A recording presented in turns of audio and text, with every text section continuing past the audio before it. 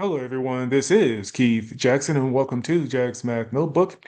In this video, we're going to do a little algebra in which we're going to simplify rational expressions, and we're going to do that by way of factoring. And we have three big examples to show you how we can do that rather. And so let's take a look at 6x squared divided by 12x plus 18. And you're probably wondering, how can we simplify this expression? And it looks kind of complicated to me, but we're going to simplify it for you because here's what we can do. We can take 6x squared and we can say that it's actually 6 times x squared. And then we can take 12x plus 18. We can factor out a 6 because we know that 6 goes into 12 two times, so we have 2x right here. And we know that 6 goes into 18 three times. And so now we have this quantity right here, 6 times the quantity of 2x plus 3. How do we know? Because if we distribute the 6 inside the parentheses that you see right here, we will get back to 12x plus 18. And so here's what we have right here for this first big example. And so now what we could do is we could just cancel out the 6's right here, and that would leave us with a final answer of x squared divided by 2x plus 3. Now let's move on to the second big example in which we have 4x minus 12 divided by x squared minus 3x. And you're probably wondering, okay, how on earth can we simplify this expression?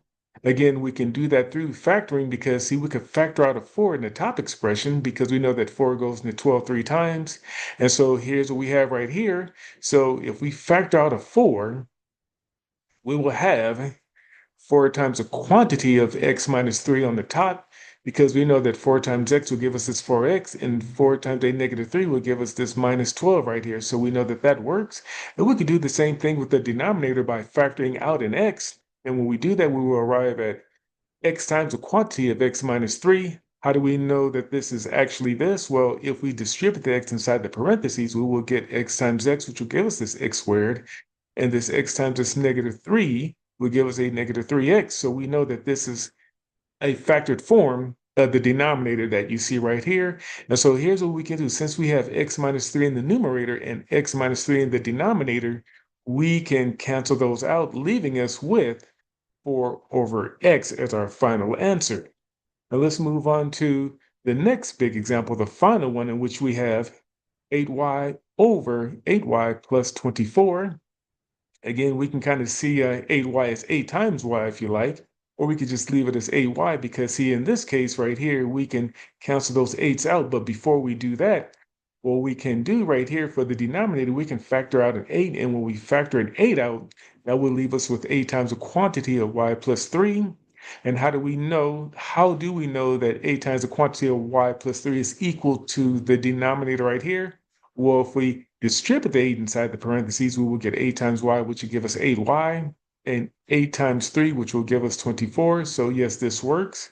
And so now all we have to do in this case, since we have an 8 in the numerator and 8 in the denominator, we can cancel those out, which will leave us with our final answer of y over y plus 3. Okay, that is it.